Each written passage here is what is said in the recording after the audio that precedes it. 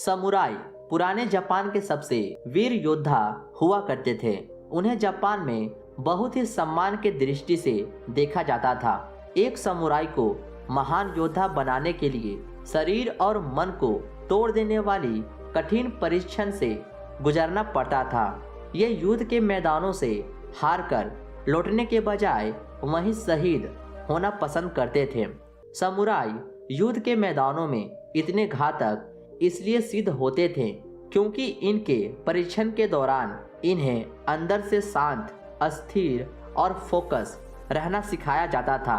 एक सच्चे समुराई योद्धा के अंदर कुछ हद तक जैन की विशेषताएं होती थी, क्योंकि ये अपने आप को खराब से खराब परिस्थिति में भी शांत और अस्थिर रखने के लिए लंबे समय तक ध्यान का अभ्यास करते थे। एक बार की घटना है, एक समुराई योद्धा जो कि स्वभाव से थोड़ा घमंडी था, एक दिन एक जैन मास्टर को देखने आया। समुराई अपनी वीरता के लिए बहुत प्रसिद्ध था, लेकिन जैन मास्टर की सुंदरता और उनकी शांति और वहां बैठे लोगों की नज़रों में मास्टर के प्रति सम्मान को देखकर वे अचानक खुद को हीन महसूस करने लगा। उसने गुरु से कहा, मैं हीन क्यों महसूस कर रहा हूँ? अभी एक क्षण पहले तक तो सब कुछ ठीक था, लेकिन जैसे ही मैंने तुम्हारे दरबार में प्रवेश किया, अचानक मुझ में हीन भावना आ गई। मुझे ऐसा पहले कभी नहीं लगा। मैंने कई बार मौत का सामना किया है, लेकिन मुझे कभी कोई डर नहीं लगा। अब मुझे डर क्यों लग रहा है?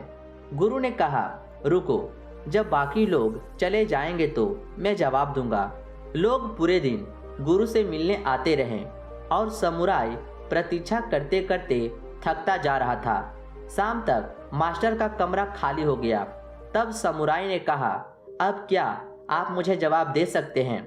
गुरु ने कहा, बाहर आओ। पूर्णिमा की रात थी, चांद अपनी छत्तीस पर उदय हो रहा था। मास्टर ने कहा, इन पेड़ों को देखो, ये वाला पेड़ आकाश में ऊंचा है और उसके बगल में यह छोटा है।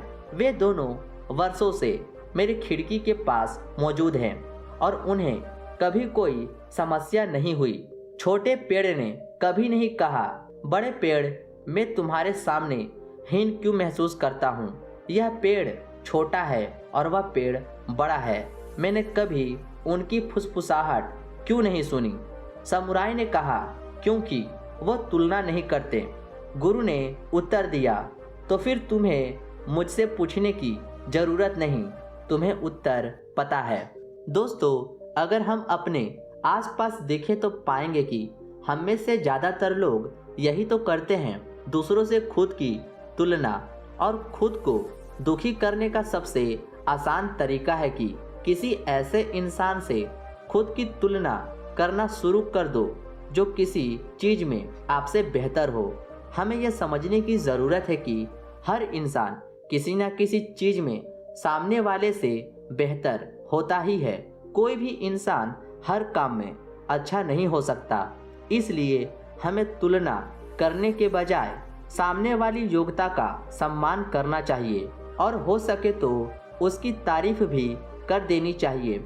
इस कहानी में जैन मास्टर भी तो सोच सकते थे कि मैं समुराई जैसा महान योद्धा क्यों नहीं हूँ, पर क्योंकि वो जानते हैं कि हर इंसान की प्रतिष्ठा, रुचि और परिस्थिति अलग अलग होती है और उसी के अनुसार हर इंसान खुद को बनाता है।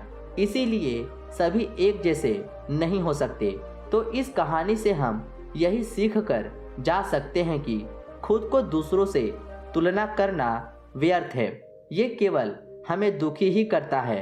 और अगर आपको कुछ करना ही है तो अपने से अधिक योग्य व्यक्ति के जीवन से अच्छी आदतों को लीजिए और उन्हें अपने जीवन में अपनाइए और आगे बढ़िए।